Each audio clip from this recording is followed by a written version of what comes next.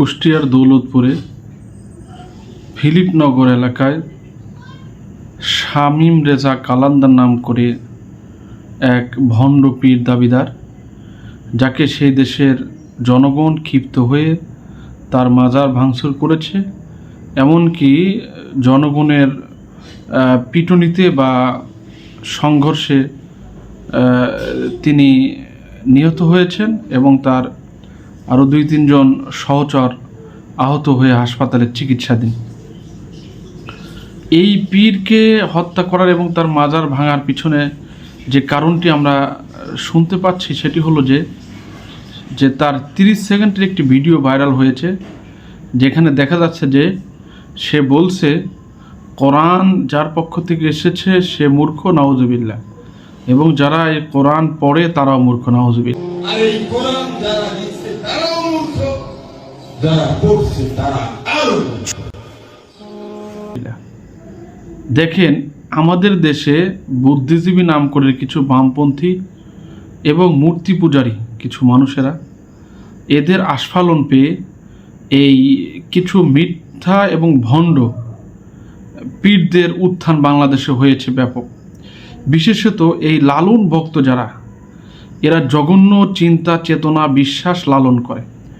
বিশেষ করে এদের যে সমস্ত আচার আচরণ, এর সিংহভাগ হলো হিন্দু ধর্ম থেকে, আর ইসলাম ধর্মের বিধিবিধানগুলি তারা পুরোটাই বিকৃত করে এবং জঘন্য মতবাদগুলি মানুষের মধ্যে ছড়িয়ে দেয়। বিশেষ করে তাদের ধর্মের মূল হলো অবাধ যৌনাচার, অবাধ মেলামেশা, নারী ভক্ত তৈরি করে তাদের ইজ্জতকে হরণ করা।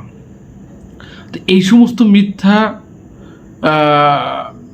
দাবিদার ভণ্ড পীররা কিন্তু বিভিন্ন সময় উত্থান হচ্ছে এবং তাদের অত্যাচারে বা তাদের এই সমস্ত ভ্রান্ত মতবাদে অতিষ্ঠ হয়ে মানুষ আইন হাতে তুলে নিচ্ছে। কিন্তু একটি মুসলিম রাষ্ট্র যেখানে 90% মুসলমান, এই দেশের মানুষের আকিদা বিশ্বাস হলো কোরআন সুন্নাহ ভিত্তিক, সেই দেশে এইভাবে ভণ্ড মিথ্যা দাবিদার পীরদের উত্থান হয়। আর এদের ব্যাপারে দেখা যায় বলার পরও গভর্নমেন্ট আসলে সিরিয়াস কোনো পদক্ষেপ গ্রহণ না করার কারণে এই সমস্ত বিষয়গুলি হচ্ছে এবং জনগণ আইন হাতে তুলে নিচ্ছে। তো জনগণের আইন হাতে তুলে নেওয়া এটা আমাদের কাছে কখনোই কাম্য না। অবশ্যই রাষ্ট্রে আইন আছে, সে আইনের আশ্রয় নিতে হবে কেউ যদি অন্যায় করে। তবে এই সমস্ত ধর্ম অবমাননা যারা করবে, কোরআন এবং রাসূলুল্লাহ সাল্লাল্লাহু আলাইহি ওয়াসাল্লামকে নিয়ে অবমাননা করবে, এদের ব্যাপারে আমাদের দেশে কিন্তু কঠোর শাস্তির ব্যবস্থা করা হয় না, হয় গ্রেপ্তার করে পরে তাদেরকে ছেড়ে দেয়। এটা কোনো কথা হলো? তো সে তো সেখানে যাওয়ার পরে, সেখান থেকে ছাড় পাওয়ার পরে আরও সাহসী হয়ে যায় এবং আরও বেশি ধর্ম অবমাননা করে। এই জন্য যে তাকে হত্যা করা হয়েছে এটার জন্য আমরা তীব্র নিন্দা জানাই, কিন্তু পাশাপাশি সাধারণ জনগণের সেন্টিমেন্ট বুঝতে হবে। মানুষের বিশ্বাসের উপরে আঘাত করা হচ্ছে সবচেয়ে জঘন্যতম বিষয়।